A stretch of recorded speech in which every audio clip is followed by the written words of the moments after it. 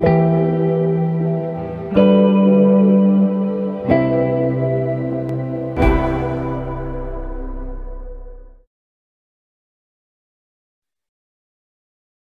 and welcome everyone to today's episode of the Disputation. We'll get started immediately, and I will now call on Henry Chiwutu, who will be hosting us this evening. Henry, please, you have. Thank you very much. It's a very good evening to you. Let me just take this opportunity to welcome you to our disputation this evening. My name is Henry Chiwutu, as introduced. I am the Executive Director of Humanity Challenge Organization. We happen to be a partner to this great occasion. So when we learned that there were progressive Zambians in the country who are seeking to encourage debate on contentious but very important topics of the national nature, we sought as an organization to partner with the organization and increase civic participation among the youths of Zambia. Without further ado, allow me to introduce the topic of this evening as you roll into this conference room.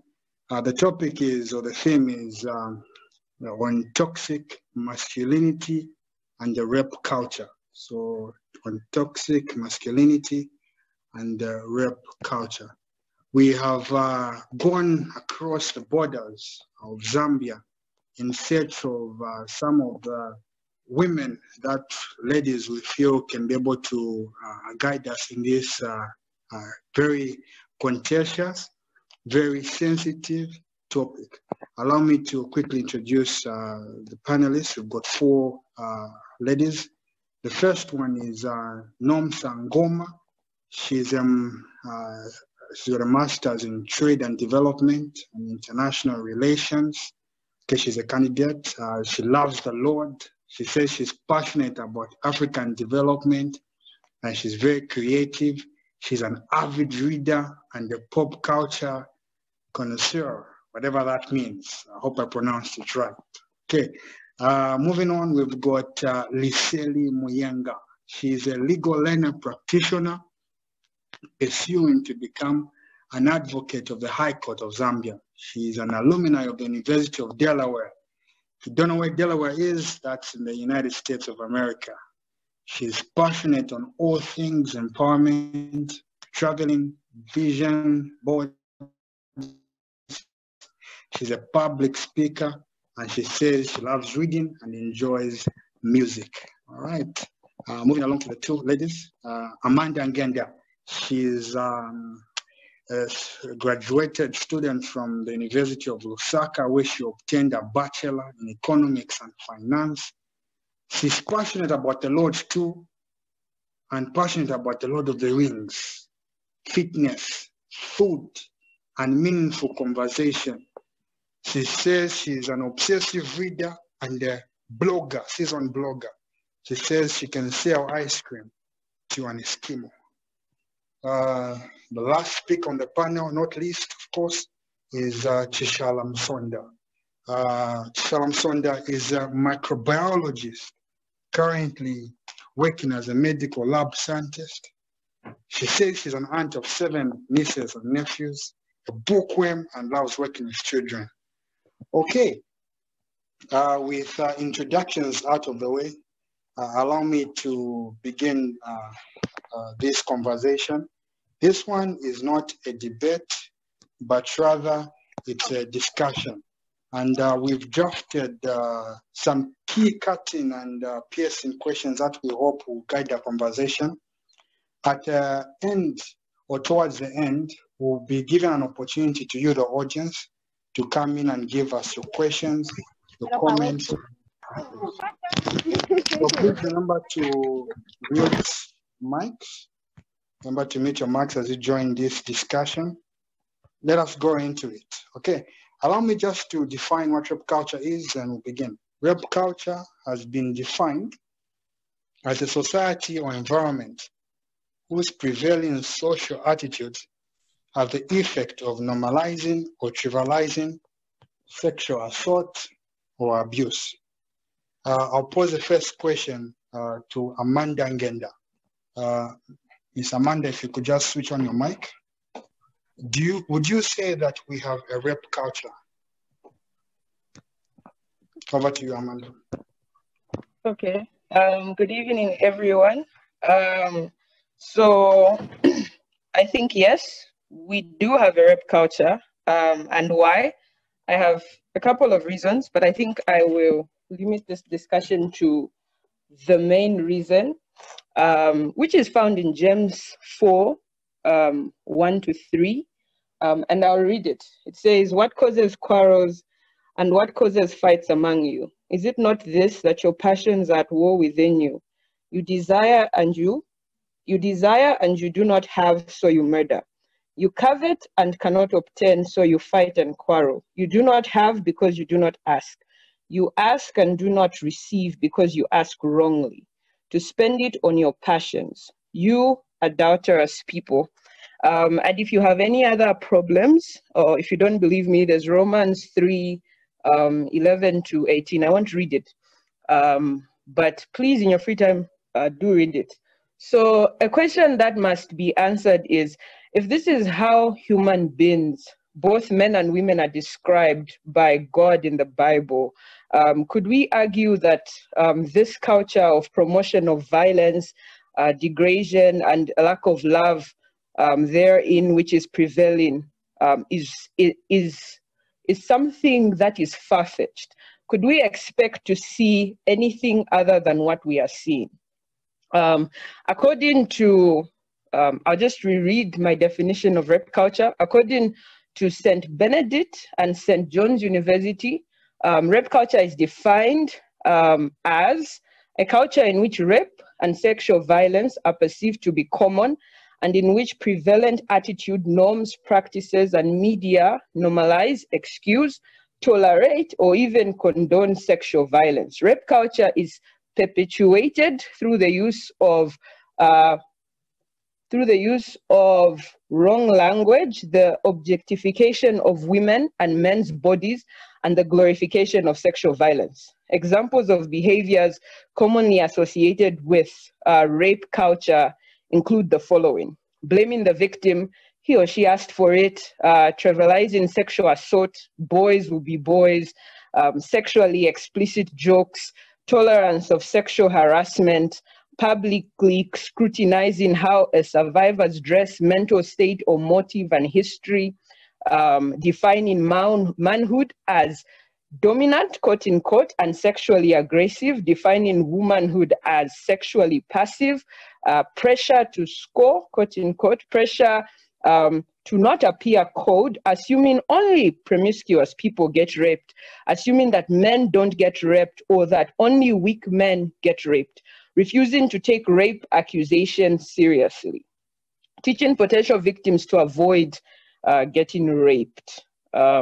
If this still sounds far-fetched, over a month ago, a woman jumped out the window of a flat in escaping an attempt at being raped right here in Lusaka. Some of the comments in the comment section reported were, and this is going to be a bit PG, but this is what it is. It says, 1 minute to conclude, Amanda. Right. Too bad. I think especially ladies overrate sex so much. I mean, at 19, she's old enough to handle a 25-year-old man. I do not support the rape, but I do not support the Rape Act, but instead of risking her life, she could have just complied and used the condom. And another person writes, so seriously, this girl sacrificed her legs in fear of a penis. Anyway, is there anyone who knows how Dora is feeling? I would have to agree that a few isolated cases do not represent what we would term as a form of culture. But culture is learned, shared, continuous, integrated, and social.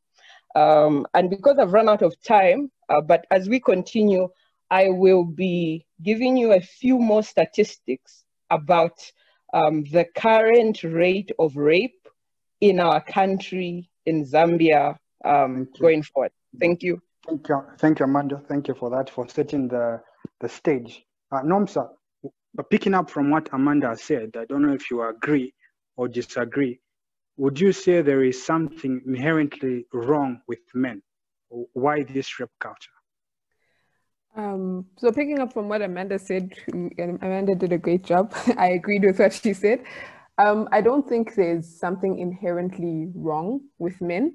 There are men who don't rape. There are men who, even when we talk about toxic masculinity, masculinity in and of itself isn't toxic, but there are certain things that, like dominance and, dominance in inverted commas, and, the belief that, as a man, you're entitled to a woman's body, the belief that, no, this woman belongs to me, not even just this woman, women in general, and things like that. So men, I don't think there's anything wrong with them.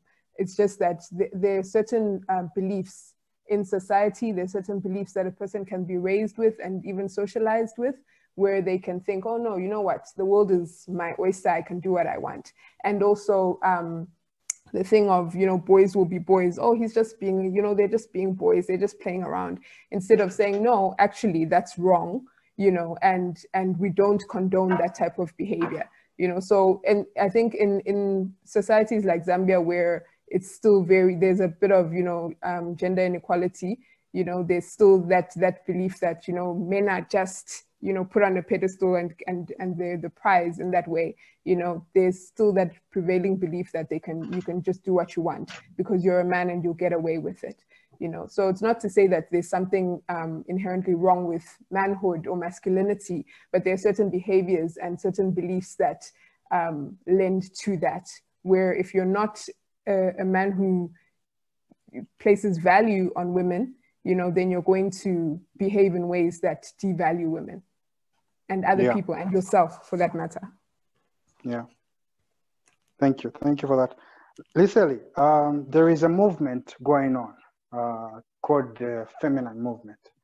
We'll come to that question precisely later on, but I'd like to ask, there is a notion that women need to take over the world if the world is supposed to develop, because men have shown themselves to be animals, brute beasts, who are going about,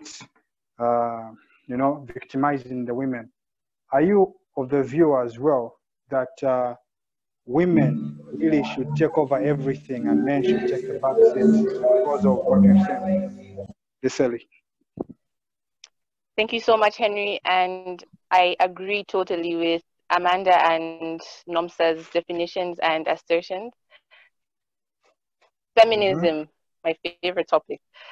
I do like the saying, the future is female, but unfortunately we can't build a future without men. Men and women need to work together in order to forge a future for the next generation. Women can build on their own, men can build on their own.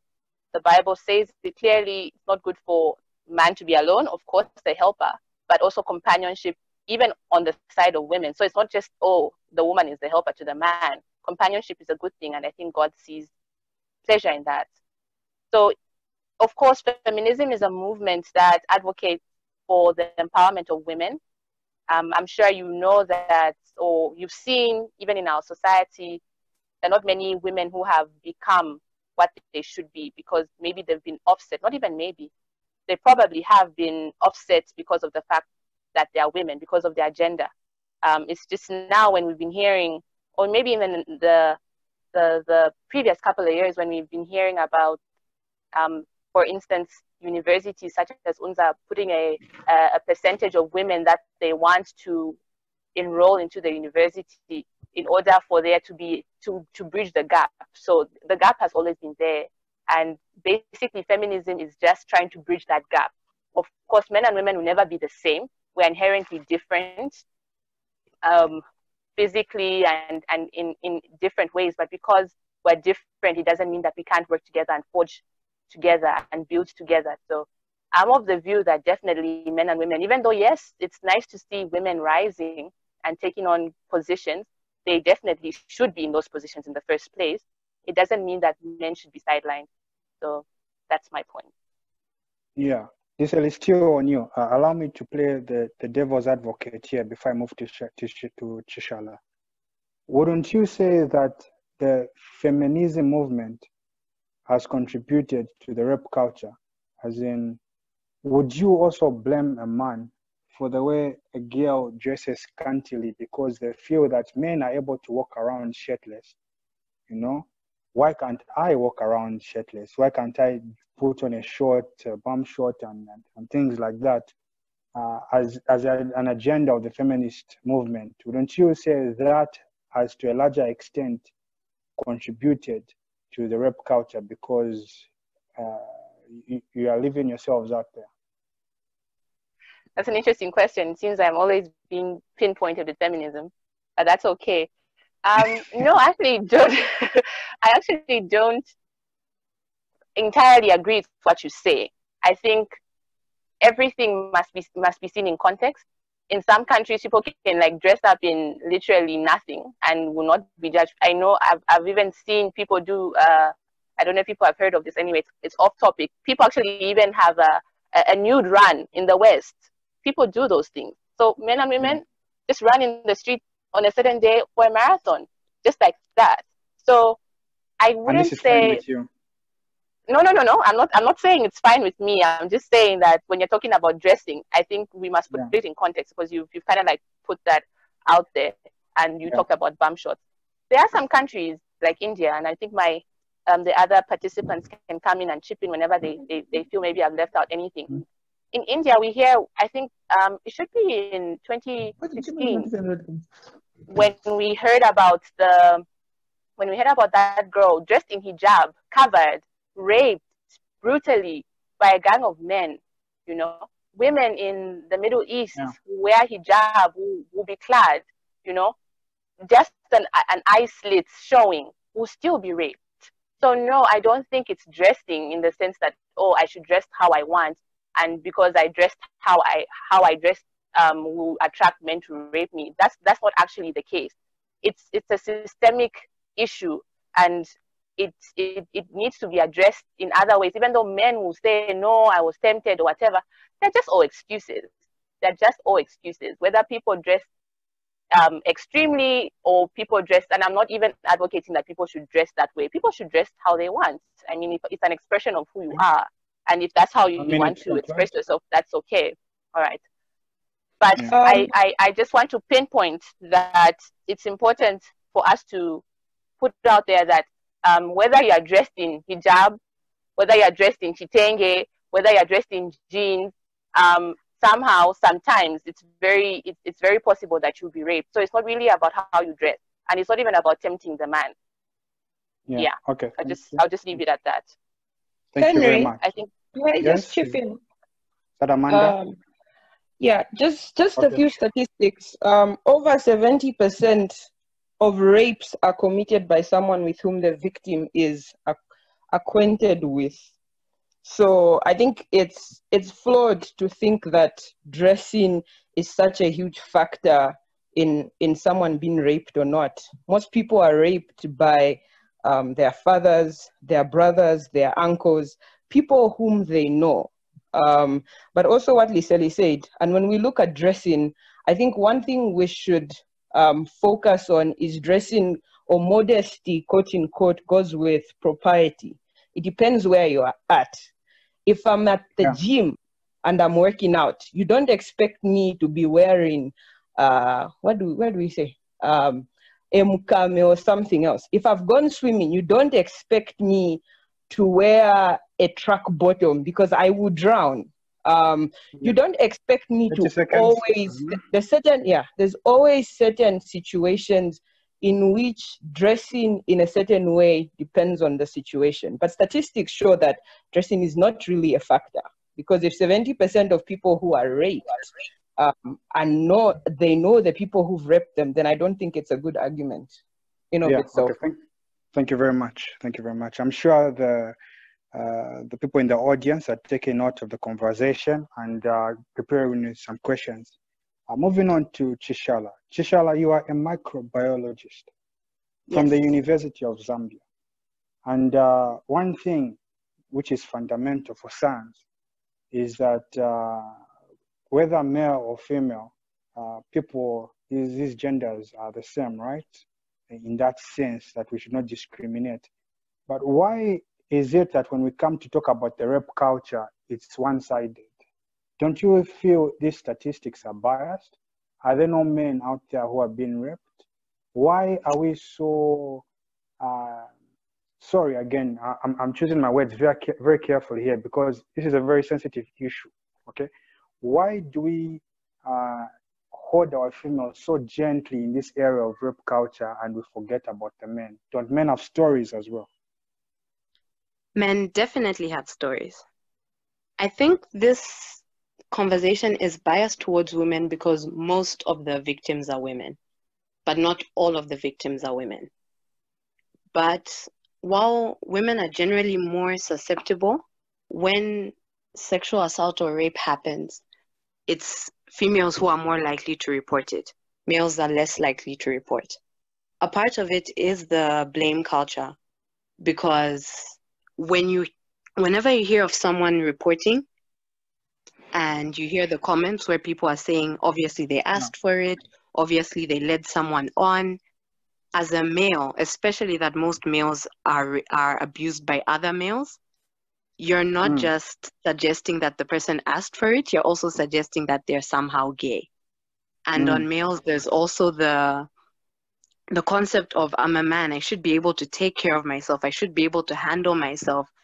And there's the shame in not having been able to defend yourself. There's the shame in feeling like in some way you attracted that sort of attention. And also just the way our societies are structured. Generally, women, we tend to be more verbal, and when we have issues, we tend to have other women we can go to, whereas men don't always have those spaces. They have fewer of those spaces. And even like in my researching this, I actually visited a few places. They are, when you go to a drop-in center or a one-stop center, the staff are mostly female, and most of the people you will find there as clients are mostly female. So it's very hard for a male to say so. And growing up, I think a lot of males know that they're expected to be tougher than their female counterparts. So if a woman gets no sympathy in that situation, then they feel the odds of me getting sympathy in the same situation are not high. And last one, while women, most of the time when it's females who are abused, it tends to be by someone they know.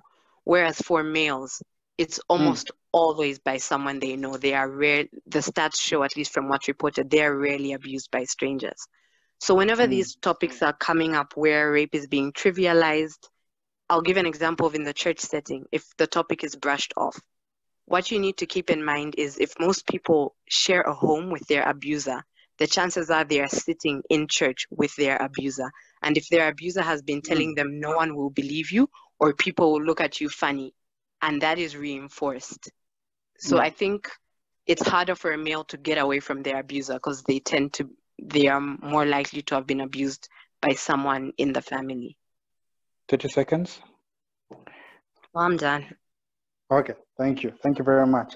Nomsa, I don't know how familiar you are with football, but there is an icon in football. I don't follow football that much. I've forgotten which team he plays for, but his name is Cristiano Ronaldo. And he was in the press for the wrong reasons. It was alleged that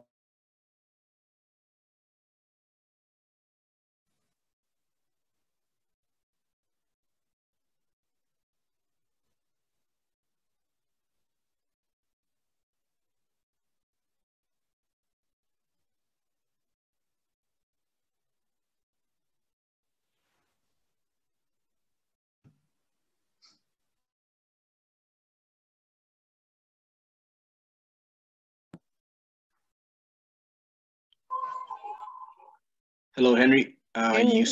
You disconnected.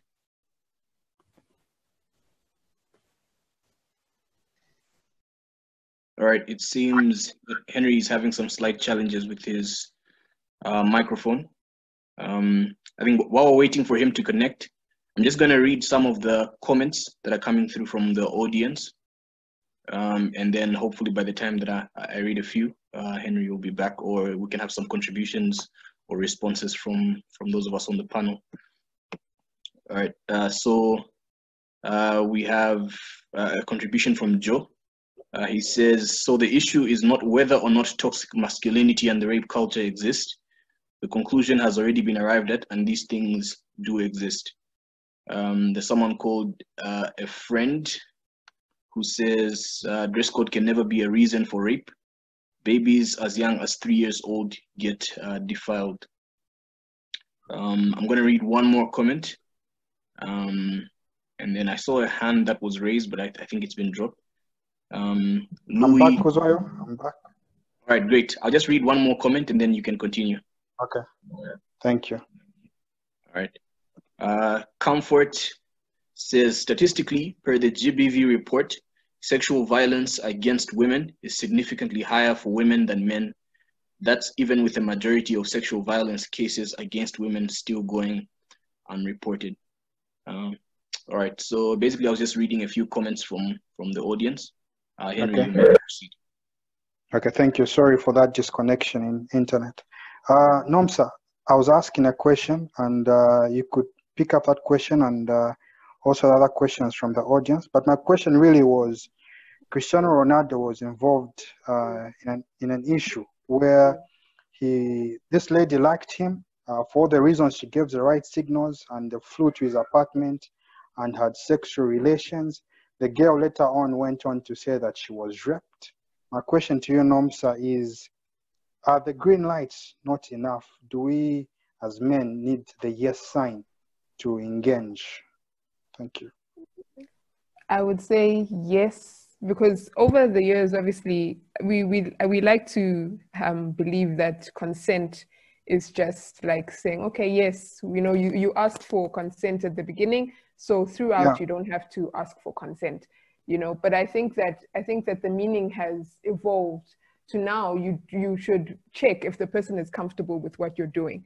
You should find out, like, if a person, that some people will be like, no, she said yes when we got into the house, but then she's crying now, but she said yes earlier, So it's like, okay, but if a person is crying, but they allowed you to, to engage, shouldn't you kind of read the room, that type of situation. So I think that when it comes to consent, you have to be asking. I really think to so that you don't get into a situation like that, you really have to be checking with the person that you're with, because and the thing is also, consent isn't just one-sided. It's not just the man asking the woman, like, is this fine? I think there's also a thing of the woman asking the man, is this fine? Because there's certain acts that might not be fine, and if you're in a situation like that, you'd want to be checking with the person that, what we're doing, are you comfortable with what we're doing? That said, I don't necessarily support people having sex outside of marriage, but that's a different a different conversation. But like in the context of like Cristiano Ronaldo, I think that him as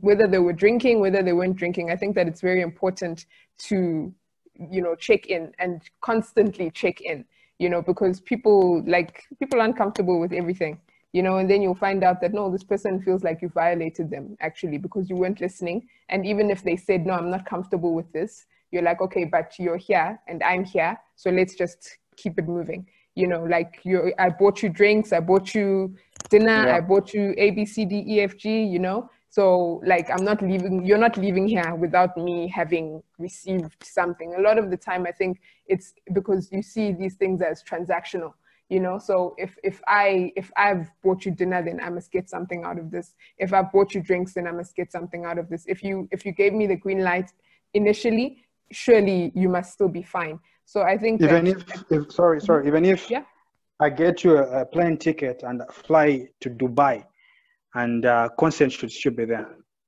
Consent should be there. You should ask. I think that it's important because your mind can change between, in 3 hours, your mind can change.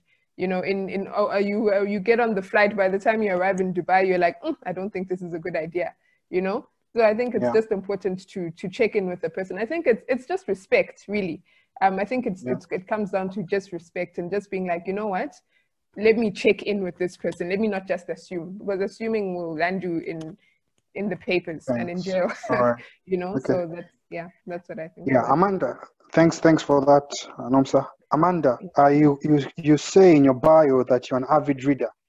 Would you say that the rape culture is more in Africa, particularly in Zambia, than it is in the Western world? And if so, why? I don't know. I think I don't know all the statistics for the West. I narrowed down my research mostly to Zambia because I think this is the context in which we're in. But from the few debates I've watched, for example, on Oxford, and just from general reading, it shows that it's a problem in the West too. But when it comes to comparison of, because there are a lot of dynamics or factors that play. You talk of demography, you talk of the population, you talk of different states. All I can say is it's a problem in of itself in both Zambia and in the West, according to statistics. But I would be lying if I said I knew the West statistic today. And before I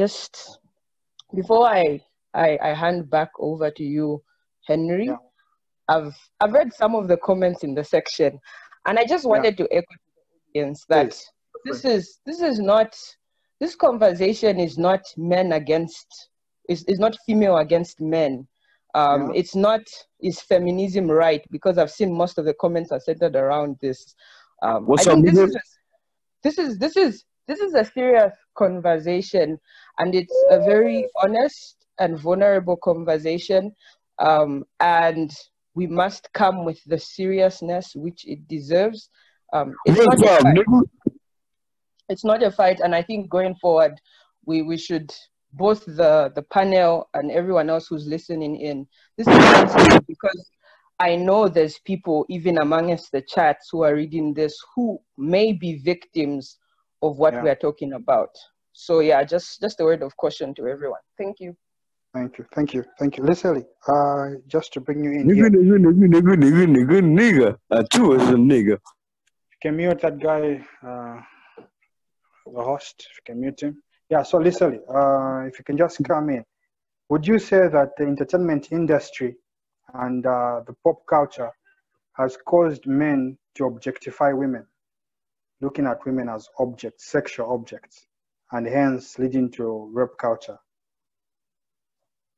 What's your comment on that? My comment is that yes, the media has objectified women's bodies and women in general, and have kind of put them in this space where everything about a woman is about her body and what she can give to you. I'm just gleaning in from your last conversation just now with the previous participant who, when you asked, what about if I bought you an air ticket to Dubai? I can already hear sentiments there that, you know, there's no respect. I'm not saying that you're saying that, but I just mean somebody who'd be thinking in that line. Sure. There's no respect in that sense, and it's like it's transactional. It's like you've gone to a shop to buy this person, and so because the entertainment industry has objectified women in a way that is, you know, well, the saying is sex sells. You know, you see a BMW, you see a half-clad woman, you know, sometimes even people that, you know, make certain things, you know, in terms of like sexual, you know, process, for instance, those people are kind of like, you know, like you said, Cristiano Ronaldo, for instance, you know, you look at those things and you're like, oh, this person is a, you know, a superstar. I know. But nothing has been done to him in that sense. Oh, because this person is a superstar, and then he can kind of like do what he wants because, you know, women are not objectified as people to be respected. So I do think that the entertainment industry has contributed. Sorry to chip in. What about the fashion industry? Would you put it there too? the fashion Well, industry? I think fashion. I'm Sorry not about sure. that. In there are different facets of fashion. Of course, there are people that will their lines are long, and these days that aspect where people's clothing lines are not very showy, or these days cleavage is not even in fashion, I think. So I think I can't say fashion in general, to be honest, but I do know that you know cars and just different things. I mean, even the pornography industries. I can't give a statistic though, but the pornography industry, you can look at that and you're saying, why can't something that is like this, maybe even with child pornography, why isn't it something that's shut down? Where's the human rights? Where are Yeah. the people who are supposed to be taking care of children? These are children. How can you be doing this? But it's still an industry that grown people, go to and are entertained by. And that's sick to me. So rape culture, if you're seeing, you're seeing that pornography and child pornography is just something that can be done. I mean, then people can be thinking, that rape is okay, that just non-consensual, or just getting anybody to just sleep with you because you want them to, without any regards to them, is okay, and that's not okay. That's not okay. Yeah. Thanks. Chishala, what would we do to address some of these issues? How can we enable more men to speak out, more girls to speak out? There are a number of things, but Yeah. one of the main issues with rape culture is that when one person says what happened to them, it's a trigger moment for everyone in the room who's had that happen to them, had that happen to a friend, a family member, and anyone in the room who's actually perpetrated such a thing before. So when the topic comes up, how it is handled communicates something to each of those people. If it is brushed off, if you have a perpetrator and a survivor together who come from the same home and they go back home, they'll easily say, no one believed that guy, no one will believe you. Yeah. So that's how we respond to one really affects how a lot of other people perceive it. So that's a big part. Another part is consent. I feel as ladies, the way we are raised, and we're raised to be polite, and we're told you let a man down easy. So for a woman to say a straight no without a smile on her face, it's rare because we're not socialized that way, and we get negative feedback when we do things that way. But what actually happens is that when most rape cases go to court, even if they can prove that sex happened, if you are not a minor, you don't just need to prove that sex happened, you had to prove that consent was not given. And that proof can be found, a medical examination can prove that the penetration that took place was violent. But even then, one can say that's a preference of hers. So it becomes your word against mine. And when you ask witnesses around, it's very hard for someone to give testimony in favor of the survivor, especially if that person is a woman. Yeah. It's very hard for a witness to say, I saw her say no, because conversations like that don't happen out loud. And when you were saying no, you were smiling. And I remember in secondary school, we were taught, say no, thank you, say it politely, but you say no and you shake your head. It should be a visible thing. So I think that's one part of it. And another part of it is, I think sometimes we raise our men to be entitled. What do you mean? Our culture, marriage is a good thing. It's a good thing. It's a lovely thing. It's a gift from God. The marriage bed is undefiled. God honors marriage in every culture on the earth. When people get married, the people around you will buy you presents and throw you a party, like world round. Even the devil respects marriage. When he was told you can touch Job, but not his life, that included his spouse. So even the devil acknowledges that this is a couple, and marriage is a beautiful thing. But for a lot of ladies raised in our culture. Pardon? No, please go ahead. You'll be muted. Sorry. Sorry. But for a lot of ladies raised in our culture, marriage is like the be-all and the end-all. From the time you wake up and do your chores and how you cook and how you clean and how you study and what time you keep curfew, from the rising of the sun to the going down of the same, as we sit down, as we eat in the way, in our going out and in our coming in, we are told, do this or you won't get married, to increase the odds of you're not getting married, whether we eat or we drink. It's to increase the likelihood. And I think what that communicates to males is if you've grown up and the ladies around you, every time someone says, don't do this, if you do this, you won't get married, she immediately stops.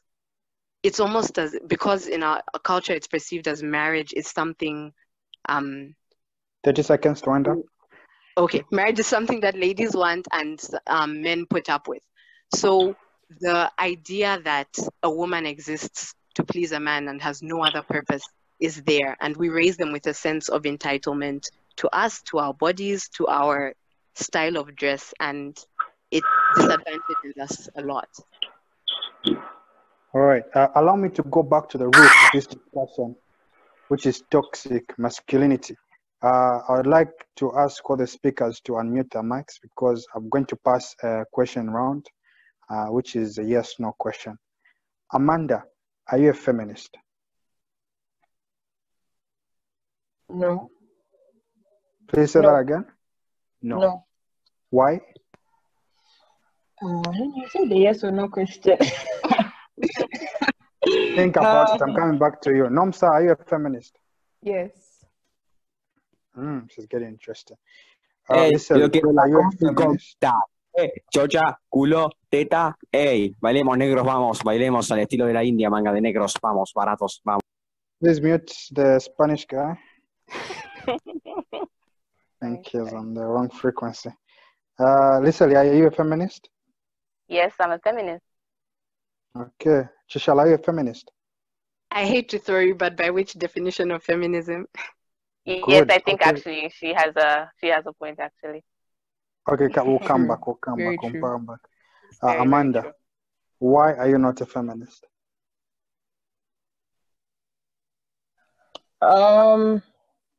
Yes, like Chishala said, it's very difficult, especially in this context, to identify yourself as a feminist because there's so many definitions which go by feminism, which are against. Do I even have one? There's things with feminism I agree, but like the foundation is what I don't agree with. So if like the fundamental principles of feminism I am against, then I wouldn't consider myself a feminist. That doesn't mean I throw everything that feminists believe out with, that thing at throwing the baby with the bathwater. So yeah, so that's why I wouldn't consider myself a feminist. But I'm still doing research, so I don't know all forms of feminism, but some of the forms like radical feminism, I don't agree with a lot of things. So I wouldn't necessarily term myself a feminist. The way I would term myself, I am a Christian, so I agree with everything Christianity does, but I wouldn't call myself a feminist. I don't know if that makes sense. Thanks. We're having interesting conversations in the chat room. We'll be coming to them very soon. But I'd like to ask Nomsa as well why she says she's a feminist.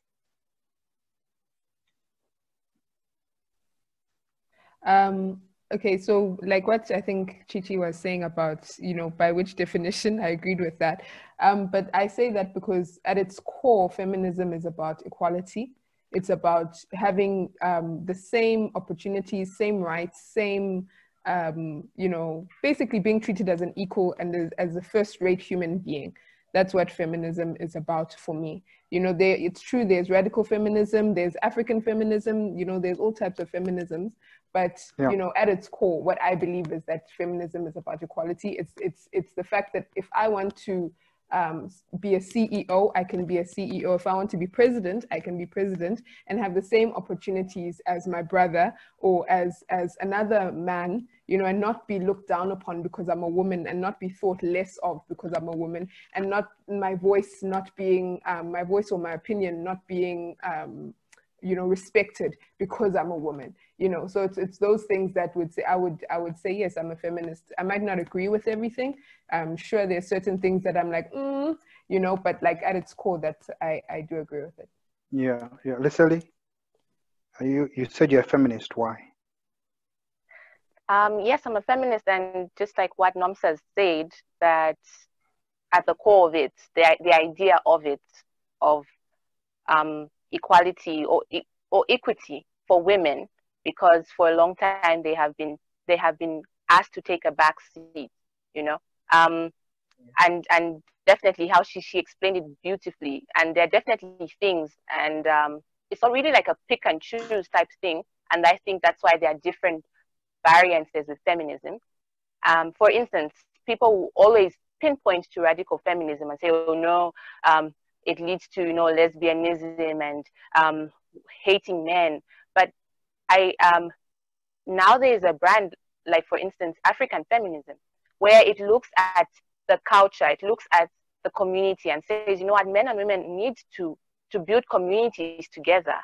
The man can't be taken away, the woman can't be taken away. So building together, when I hear about feminism or a brand of feminism like that, where it's like, we're not belittling the woman, but we also need the men too. I think for me, it's always like, okay, I think it's very important that the man is in the lives of, the children, for instance. Maybe, let me just take a rabbit hole. There's statistics that 70% of households that don't have a male as the head of the home, in the sense, in the Christian sense, children will be led to like gun violence and will be led to prisons. And that's why, hence the problem, for instance, in Black communities in the US. So when you look at those things and you say, okay, you know what, we both need each other. And I think it's very important that those things should be put across there. So for people who look at feminism and say it's a negative thing, not everything about feminism is negative. Not everything about it you should shine everything about it. There's many variances, and you can find yourself in the rainbow of it. So I'll just put it out there. Thank you. Yeah, thanks. Chishala, before we go to the chat room, what's your position on this? As a believer, I believe that men and women are equal in value. Okay. So as a Christian and as a scientist, I can't say with all honesty that they're the same, because we're not. And I think most of us know this. There was a time, even like one of the big icons of the feminist movements in Africa is Chimamanda Ngozi. And she got negative feedback for saying there was someone who had a male who had gender reassignment. And she was saying, you have had gender reassignment because you wanted to, and I'm not hating on you for that, but we are not the same. And she got a lot of negative feedback for that. And even if she was saying, I'm not saying you haven't struggled, you haven't had a struggle in your own right, and you haven't had things to overcome, and I'm not even saying what you did was wrong, do you, but we are not the same. So I think even though a lot of the time feminism does say equality, even the icons of feminism like her will still have the presence of mind to admit that have as many surgeries as you want, we are not the same. Yeah, thanks. So yeah. This is my last question. Then I'm going to the chat room to pick up some questions from the audience, and I'll take it round again. Back to the root of the discussion. What is toxic masculinity, and how can this be addressed to counter rape culture? We'll begin from the top again. Amanda, what is toxic masculinity? Sorry, may you repeat your question? Yeah, so I'm saying we've got two themes that have been guiding our conversation this evening. In fact, three. There's been feminism, there's been rape culture, and toxic masculinity. My question is, what is toxic masculinity, and how can we work around it to counter rape culture? Okay. I honestly don't know why. Okay. I honestly don't know why we've been focusing on feminism, but let me answer the question. So the way there's this project, what is it called?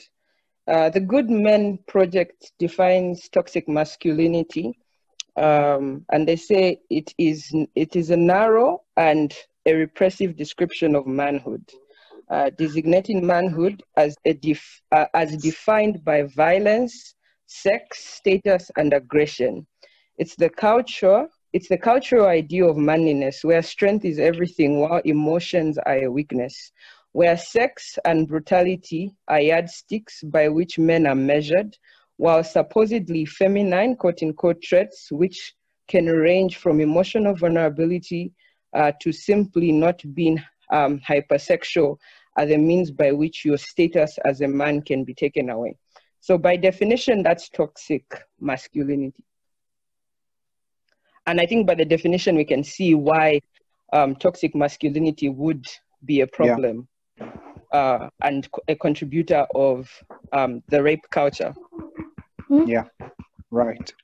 Nomsa, you'd like to have a go at it? Or what's toxic masculinity in your understanding?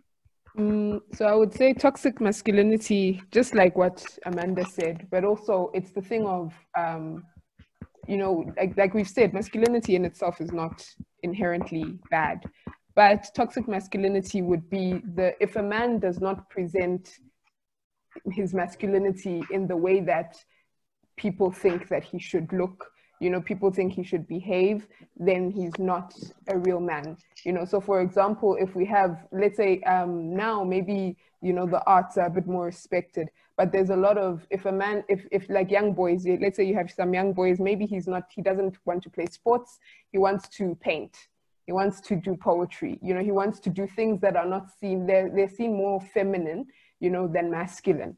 And so people will tease him, people will say, no, this isn't what boys do, you know, boys don't cry. That whole thing of not being in touch with your emotions, which will lead to, you know, repressed emotions as a boy gets older, you know, but like it's the thing of just being, masculinity being very narrow, like Amanda said, narrow and framed in one view that, no, this is the way a man should be. He should be strong, he should provide, he should not be vulnerable, he should, you know, he shouldn't do any of those things which are seen as feminine, and those things make him weak as well. So for example, like if you ask, so like sometimes if you ask your dad or something, how many times have you seen your dad cry, your father cry? You know, how many times have you seen him be vulnerable? Like men don't really express their emotions, and they also don't know how to express their emotions because they've been socialized that, no, this is the way men behave. And that's toxic masculinity, and it lends to rape culture because you know, it's back to the thing of men not reporting. You won't report that you were sexually assaulted. Why? Because you're supposed to be strong. You're supposed to be a man. You know, you won't like, for example, if now you become disabled, but you're supposed to be a provider. You know, your wife is not supposed to work or whatever it is. You know, but like you're supposed to be the provider, and now you can't provide. Does that make you less of a man? Apparently. You know, that's toxic masculinity, where you're also getting your identity from whatever your manhood, you know, represents, whatever masculinity is supposed to look like according to the society you live in or according to the way you've been socialized, you know. So I think people like to say, oh no, women like to talk, women talk about their emotions, but a lot of it is because we've been socialized to you know, grow up in communities with other women. Men, sometimes they talk about, I don't know, football, and they talk about, you know, others. I mean, women also talk about football if you have friends who do that. But like a lot of the time, the things, you know, sports, you know, the manly things, that's 30 what seconds. you can focus on. Yes, sorry, yes? 30 seconds to wind up. Oh, 30 seconds. Sorry, yeah. But I think that's what toxic masculinity is. It's the culture of also not, when your guy friends do something wrong, you know, when your guy friends mistreat somebody or a woman, or, you know, even raping a woman or something like that, instead of calling your friend out, you double down and you support your friend. You say, no, he wasn't here, he was, you know, give him an alibi. Instead of saying, you know what you did was wrong, the way you spoke to that person was wrong, you know, and I think that you need to apologize. You know, that's also toxic masculinity. Yeah, and that's my point. Thank you. Leslie? I think toxic masculinity is a social construction because when you look at masculinity and it's more inclined to like what Nomsa said and also what Amanda said, it's learned in the social sphere. So it's the ingrained prejudice against women, belittling of women, male privilege, violence of women, and thinking that you are entitled as a man.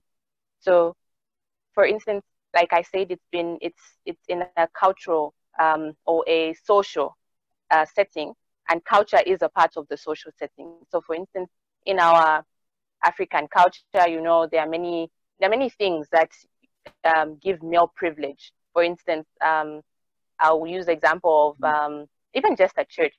I think sometimes when it's a baby being dedicated, sometimes, and they say, "Oh, it's a baby boy," everybody's just like, "Oh yes, baby boy." And when it's a baby girl, it's just like, okay, like, oh, it's just another girl. And so you can imagine if that child, as a boy, grows up with that spoon in his mouth, that toxic masculinity spoon in his mouth, or male privilege rather, spoon in his mouth, and begins to think, oh, I'm better than others, then it becomes a problem. And then it becomes a problem even now when we're talking about rape culture, where you think that you're just above women and, they can't do anything, women can't say anything. There's nothing that you can, hear or learn from them. Even in class, sometimes some people, I think it's just now with Twitter that people say, oh, some people think that I'm really smart, some men, or because I'm a man, some people thought that I was really smart, but there are actually some girls in my class, So it's always even assumed. Just those assumptions sometimes can lead to a lot of male privilege that leads to toxicity, toxic masculinity. And then I also want to dwell on one of the examples that Nomsa said, where she said, men doubling down and, on sometimes a man will pass a very shrewd statement to a woman, and then they'll just be like, oh no, it's fine, or they'll, laugh about it or whatever.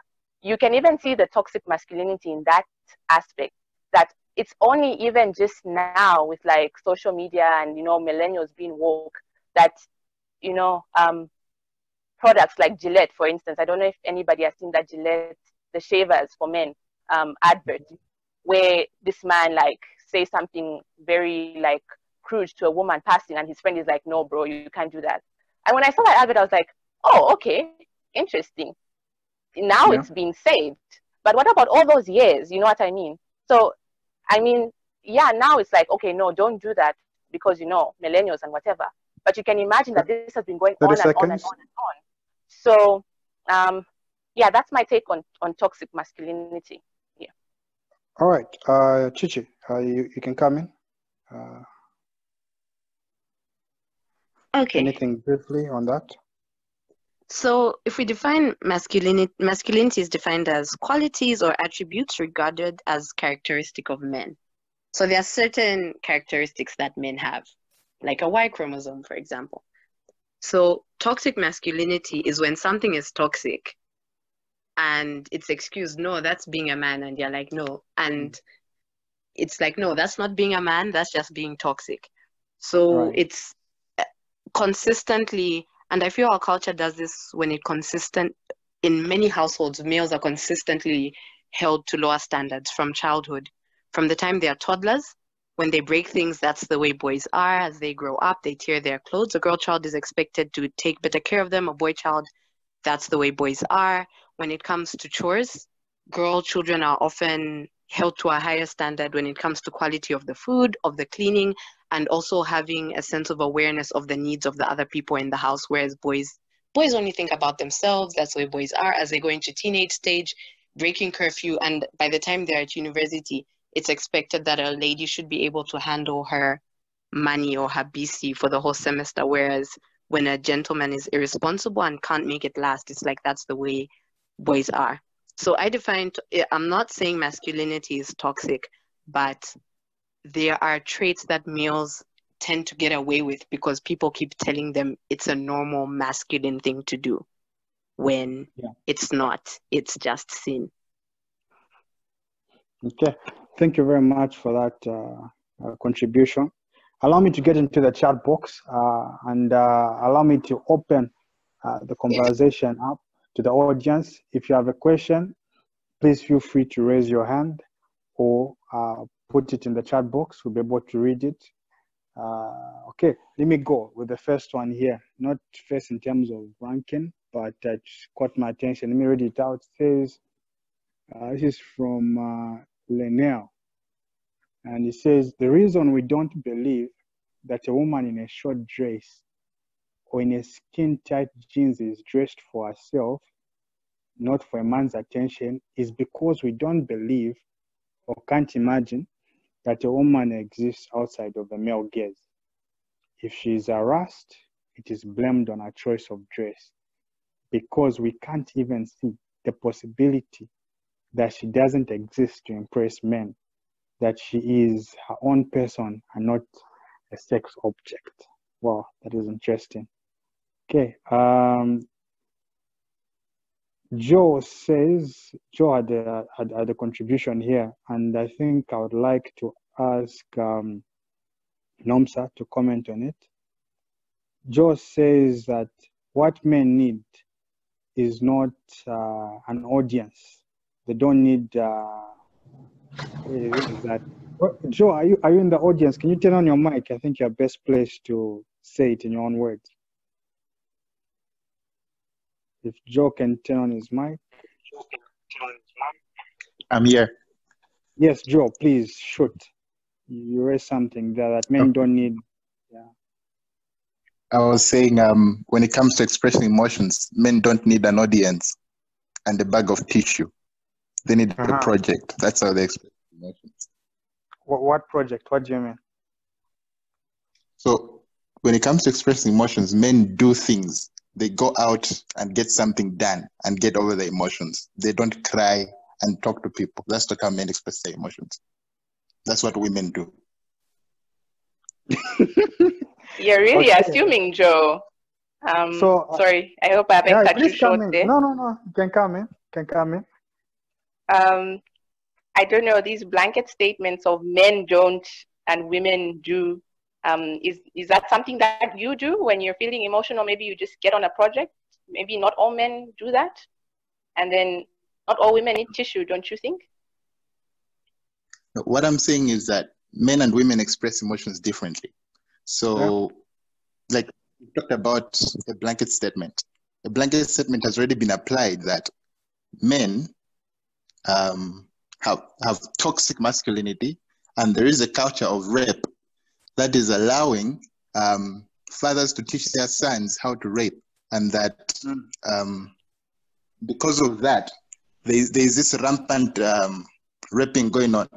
If rape culture was a thing, then people in universities would have known about it.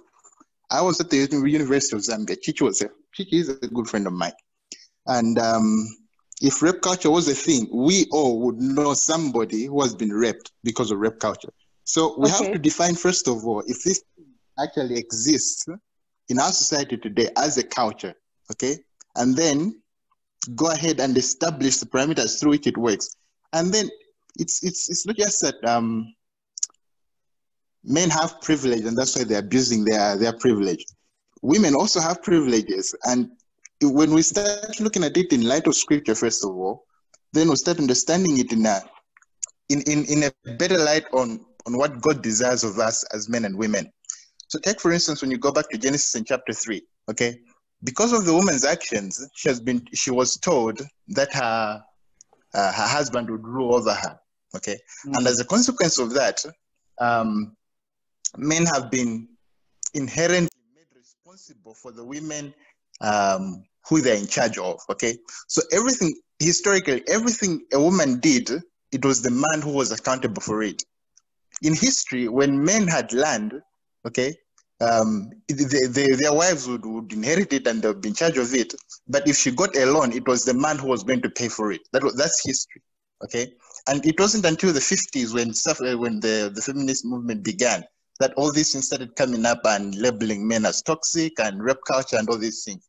What we're failing to see is the different value and the different nature of the sexes that exists and how they contribute to each other. Women and men do things very differently. And so when we start putting the blame on men as ones that are being toxic and the ones which are privileged, without then putting forward also the privilege that women have, okay, then we're being disingenuous and not being honest with ourselves. And it's not helpful. It's just going to continue the skewed discussion or the skewed debate on debasing men and basically making them animals. And I think it's not honest if we continue that like. Okay, Can I say respond something? to Joe? Wait, Okay, wait, hold your breath, hold your breath. So raise your hand if you want to respond. can I say something?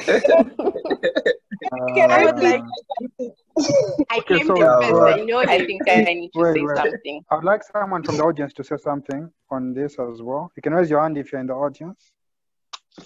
All right, Henry, just a moment before we Kuzwa here. Yeah. I think let's just remember that we have different views, and we're all coming from different perspectives. I'm seeing some very, I think, aggressive attacks in the chat room, and we're calling each other names, asking that we mute each other and things like that. I think this is an open platform, and other people are being given opportunity to speak without being attacked. So I think let's exercise discretion for everyone. Let's allow for different opinions, and let's not be personal about the way we're speaking to each other. I know it's a sensitive subject, but let's exercise a level of respect for each other. So you can proceed with requesting for contributions from the audience. Thanks. Okay, thank you very much. Please let's take note of what Kuzwayo said there. All right. Robert, then Paulo, then I'll get back to the panel. Robert, your hand is up. You can unmute your mic. Robert Kamwasu. Please go ahead.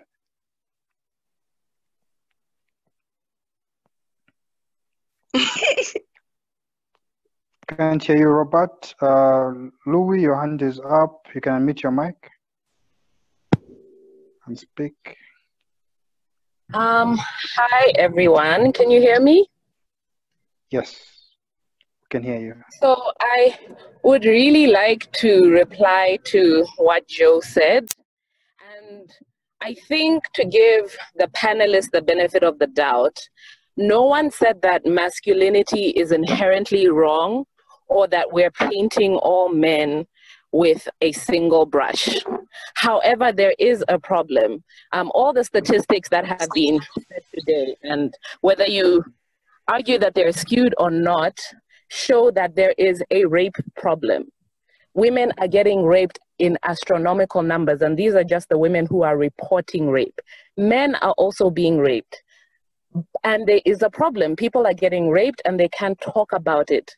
And this idea that we're villainizing men is not fair, or I think is not accurate, because it is a fact. More women are raped than men, at least to our knowledge. Most of those women are raped by men. There must be a cultural problem, whether you're a Christian or not. There is a problem. However, as a Christian, I think it's important, as everybody I think has stressed, that we are not saying that God created men evil and women are inherently good. However, with the fall, there are ways in which men have sinned and there are ways in which women have sinned. And as mankind, we have a culture in which we live in. And presently, the culture in which we live in encourages or creates a scenario where men can get away with toxic behavior. We could talk about toxic femininity as well, because that's a thing. But today we are talking about toxic masculinity. And toxic masculinity exists because, for example, I hope I'm wrong, but no man in this panel has ever walked past a group of women and had them heckle them. But I can guarantee that every woman here has been catcalled by a man, has been approached by a man, and he's said sexually vile things, has made it clear that she is not interested, and the man does not care because that man has been told by his society, whether aggressively or subtly, that it is okay. If you're a man, what you want is what you get. And women are there for your consumption. Earlier we talked about media. media perpetuates this idea that a good man, you see it in hip hop videos. We talked about fashion. You see it in fashion. What are prominent men supposed to be? One man should have multiple women. It doesn't matter whether those women like him or not. It's not about whether those women want to be with him or not. It's just about men accumulating. That's what we're teaching young boys. You want to be successful? Get loads of cars, get loads of money. Why? Because that's what women want. And women are something to be consumed.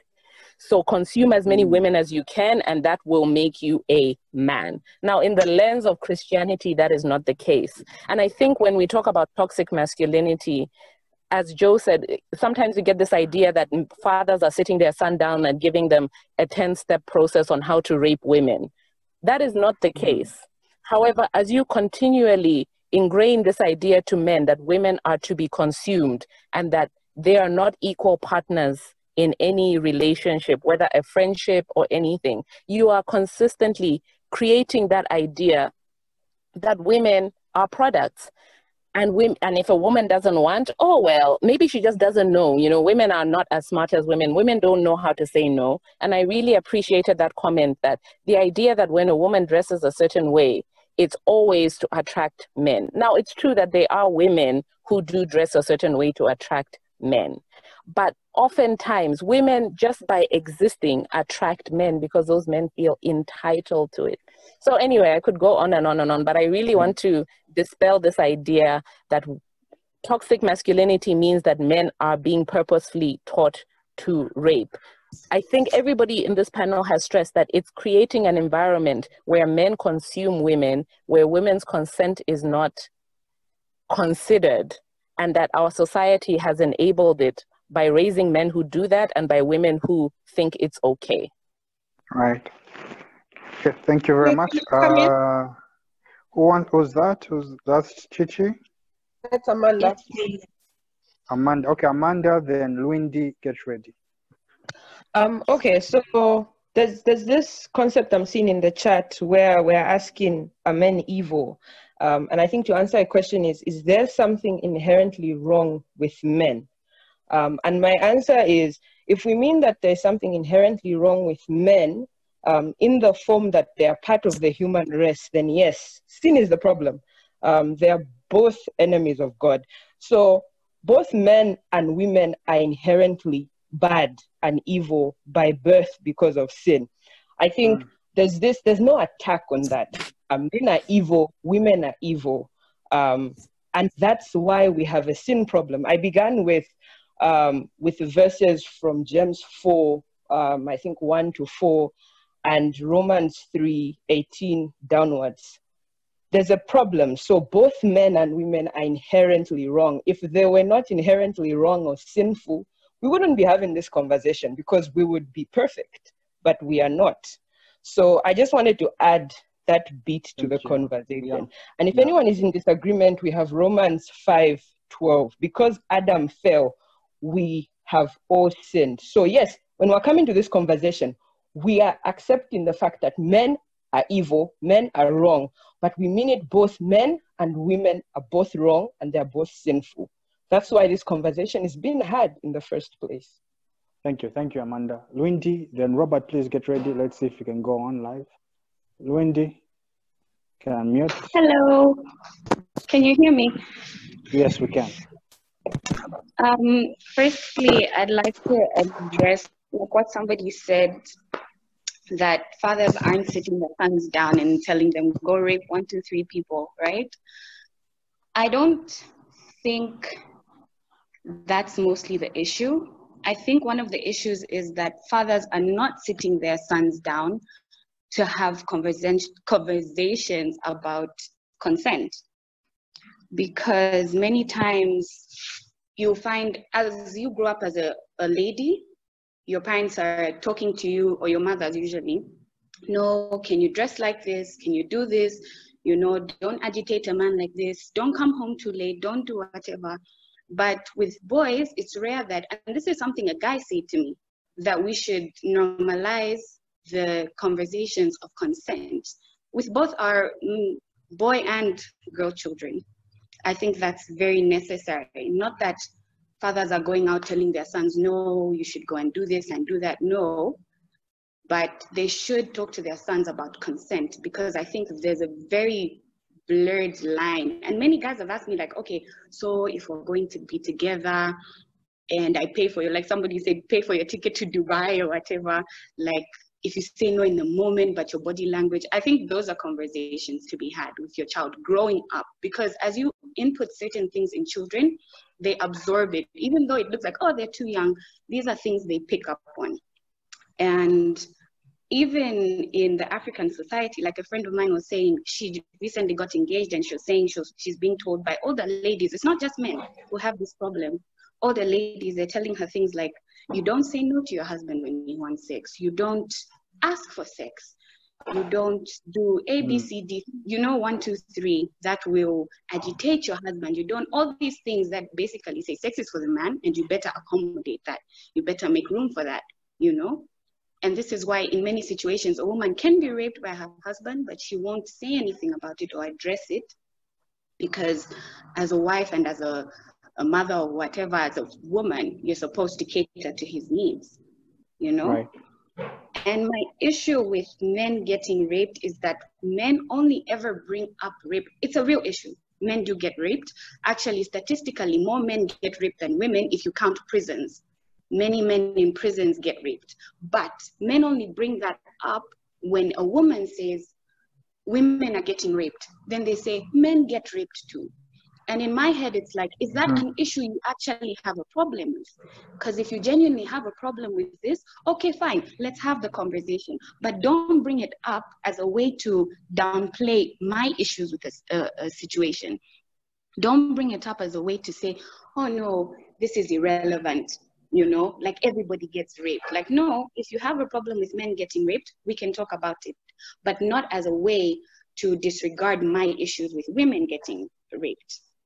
And I think that's one of the challenges that we have in today's society, that there are so many blanket statements and so many things that people are using to delegitimize.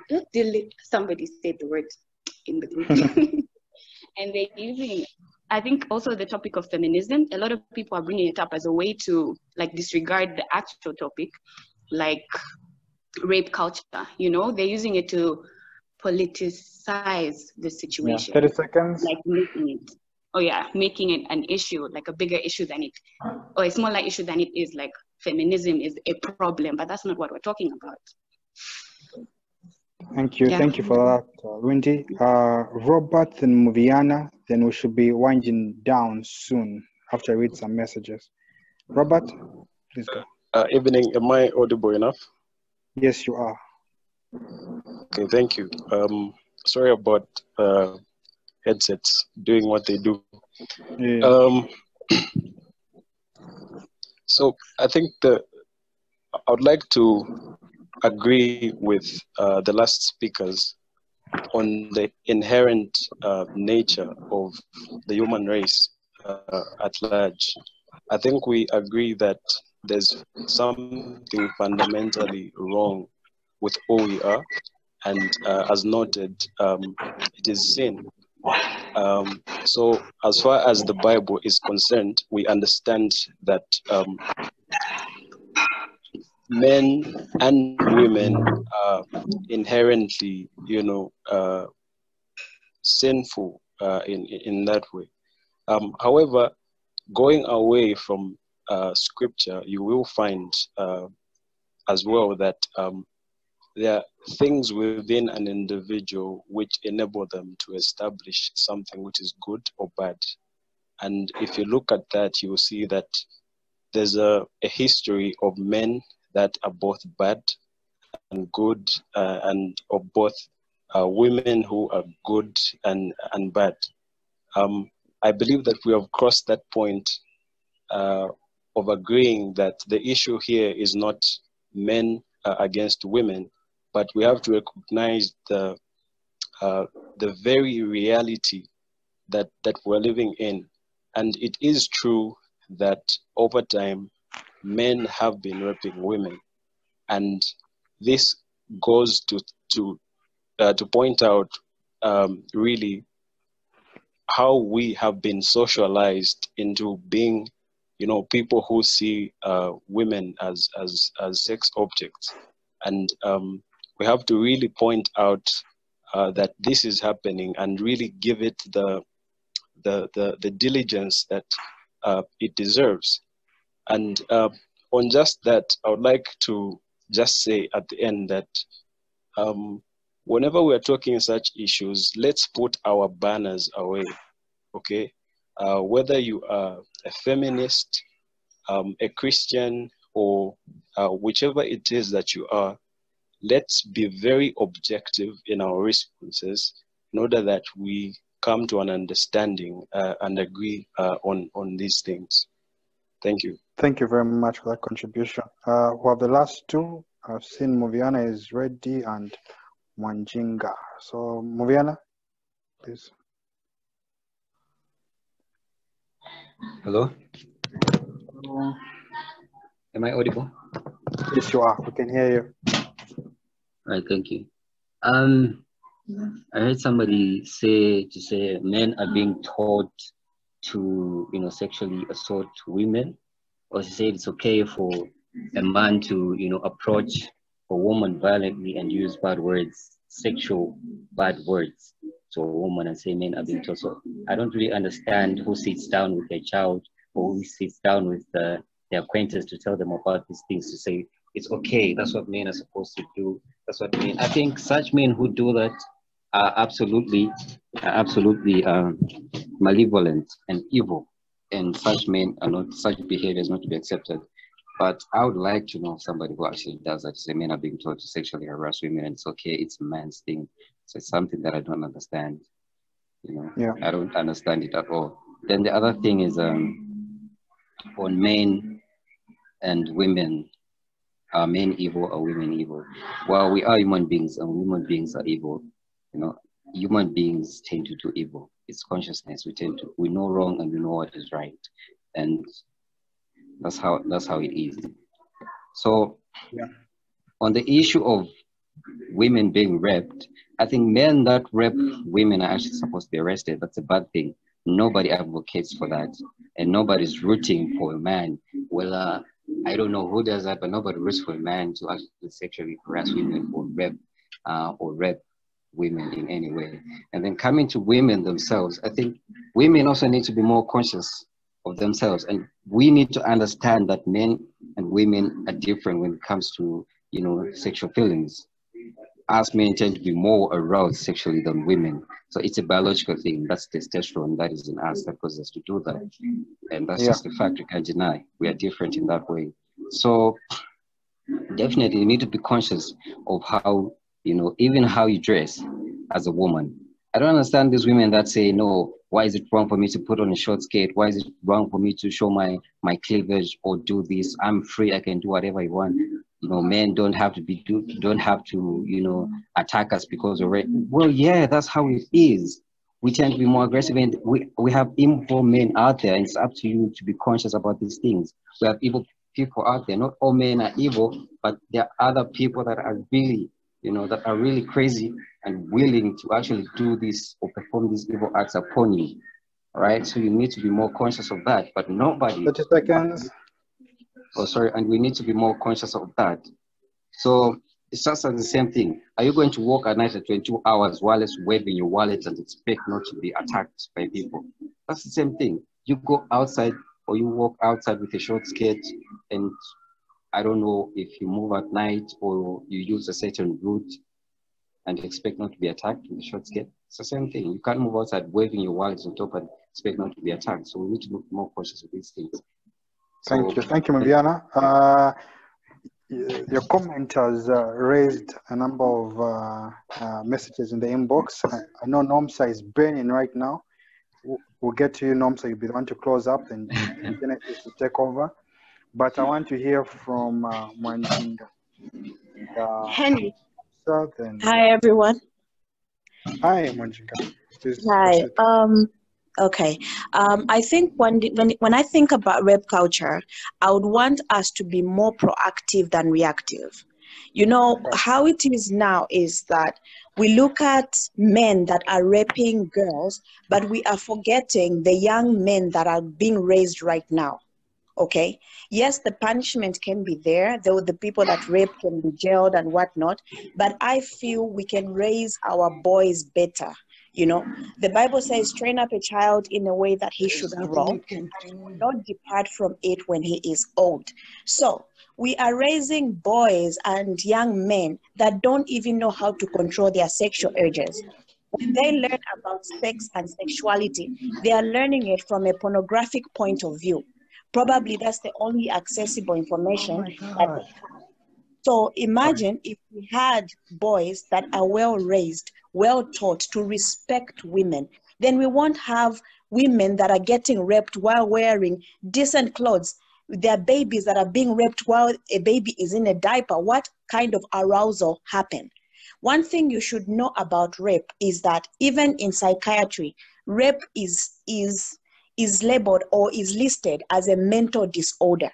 Okay, it is not normal for somebody just to jump on somebody without consent and have sexual intercourse with them. There should be attraction, there should be consent, there should be that mutual understanding, and the yes should come out. So I feel with the rape culture, whether it's in Zambia or in another country, we should focus on being more proactive than reactive. Of course, the ones that are perpetrators must be penalized. They should face the law. But let's look at the boys that we are raising. Right now, as we are speaking, what programs are there for boys that are teaching them about sexuality? Probably nothing. You are a parent. Do you talk about sex with your children? How explicit are you? Do you reach the point where you tell them everything? I don't know. So I feel as a parent, and also just as a Zambian, I feel the boys can be raised better. Way back in our societies, if you remember, I'm Chewa by tribe. We had men or young boys being taken for traditional ceremony, initiation, whatever not. I don't know what they were being taught there, but I believe they were being taught to be responsible. That has been 3 phased. seconds. Okay, that has been phased out. What has replaced that? Probably nothing. I think we should be thinking of what we should do next. Thank you. Thank you. Thank you for that. I'm going through the chat box and serious stuff here, and I only have 3 minutes. Let's see how we do this. So I've got 3 people to talk, and they're only 3 minutes. ISK, I don't know what your real identity is. Could you please come in right now? ISK, then Chichi, then ISK, Chichi, then we're done. Who's that on the line? Okay, Sovi. Yes, ISK. What's your full name? Then Chichi. Sovi Kajila. Okay. Yeah, just a quick one. Yeah, under 1 minute. Yeah, under 1 minute. I just wanted to say, we're saying that rape doesn't really exist, or perhaps the culture of rape. Maybe for those who think it doesn't exist, perhaps it has not happened or it hasn't come to their attention. Just because one has never eaten roller meal at their household doesn't mean that there are many people out there who are not having such a meal. It basically means it doesn't exist in their house. So the assumption that it doesn't exist, I think, is personal. It's tailored to oneself. There are many here who perhaps have been raped and have suffered sexual violence. Yeah. Then the other thing I wanted to point out is that we cannot say that everyone, yes, both genders suffer sexual violence and assault without consent, but to say that the men should also be here on the panel or for equal representation, it's yes, they both need to be represented. They both need to be addressed in terms of rape or sexual violence. 30 seconds. Okay, thank you. However, it's common knowledge, or everyone knows, that there are more women who are being sexually assaulted or sexually violated by either sex or whatever, and they need, in line with equity, they need more attention, I believe. Then in terms of if you want to find out whether people have been sexually assaulted or what without consent, 10 seconds. In the Bible we read about Tamar and Amnon, the brother. It's there. So sexual violence has been there in the Bible, and people need God. Thank you. Sorry to cut in. Yeah. Thanks for contribution. Chichi, you're the last one. Then Kozayo, please take over and close the session. Okay. So I thought a lot about what Joe said. So I'll start with sin. Sin is like, ever since humans fell, it became each man for himself. We all try, it's a battle for resources, whether it's time, whether it's love, whether it's affection, whether it's land, and we become selfish and we use our whatever advantages we have, whether it's our good looks, whether it's our IQ, whether it's our physical strength, against the other. And the way things are structured and the way males are designed, they do have a physical advantage. So because of the sin nature that's in all of us, that's one of the ways they can express it, because they have the capacity to do so. So I'm not saying they fail harder, but I'm saying they have muscle that I don't have. So if we're both to put our muscle, if both of us decide we're going to use all of our muscle to sin, he has more than I do. And that's just the way it has played out. But as human beings, we are made in God's image. And it's not a small thing that we're made in God's image. It's the first gift that he gave us.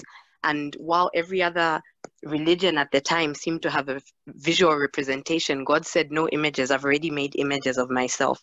And he doesn't consider it a small thing when one hurts or kills or anything one of his images. About a man being responsible and being held accountable, that's the biblical ideal. But we see after the fall, Adam blames his wife. And we see even when Moses' child wasn't circumcised, it's the husband who was held accountable. When Eli's sons were sinning, it was the father who was held accountable. But our culture does it the opposite. When a child is performing, the questions are asked, where is the mother? So I actually think that is very countercultural. The example we see of someone loving an unfaithful spouse is Christ loving the unfaithful church, is Hosea loving the unfaithful Gomer, but we are the seeming to do the opposite. Women have privilege too, yes, but again, we don't have the same 30 privilege. seconds. Last thing before we go, I think one important thing to take away from this is, if you have or know someone who's been a victim of a sexual assault or a rape, the first thing they need is medical attention. There are one-stop centers where one can get medical attention and counseling in the same place. They need medication, prophylaxis. It stops you from getting, like if you've been, because right now prevalence of HIV in our population, it's about 11% of the people. So you're looking at out of every 100 people, 11 people might have HIV. There's a good chance the person who raped you has HIV, and the people who tend to be rapists are people with little self-control who tend to not have protected sex. So that's one of the big things. You need to get medication to stop you from getting HIV. You can also get the same thing for hepatitis. And why you also need medical attention is when you want to take this to court, that is the only thing that will stand up in court. After an event like that, most people want to go and take a bath or take a shower, but that actually washes the evidence away. Almost every government facility should be able to offer you these services, but some are better than others. And especially if it's a minor you're dealing with, I would recommend the Pediatric Center of Excellence at UTH.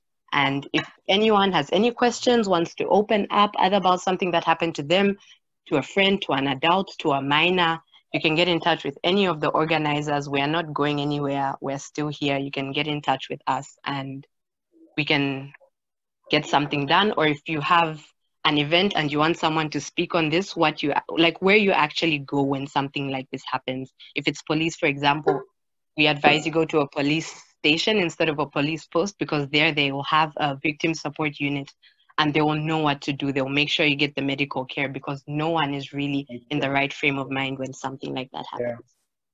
Yeah. Thank you very much for that, Chichi. Kozayo, please can you close the session for us? All right, thank you, Henry.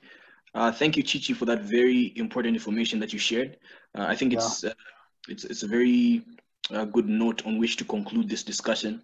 I know there's a lot of views that have been shared, a lot of the messages that have been posted in the chat room that have not been read, but I believe that they've also been read by the people who are participating, and I think it's been a fruitful discussion. I've seen a suggestion that we should have a part 2 of this, and I think we've shared a link to one of the WhatsApp groups that we have.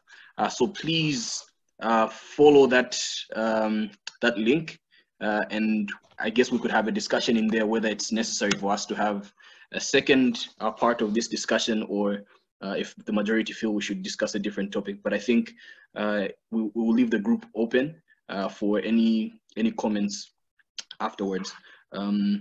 Thank you for joining us. We meet virtually for now, once every 2 weeks on a Friday evening, as we did today. So we hope that you'll be joining us for another one of these discussions. Like I said, please follow the link for you to get any quick updates on the topics that we're having. Thank you very much once again to the speakers. I think it was very good listening to your views on this. Thank you for those of you who came through from the audience. Thank you to Henry, our moderator. And I will close this discussion at this point. Please feel free to leave the chat. I will close it in the next 5 minutes. Thank you very much.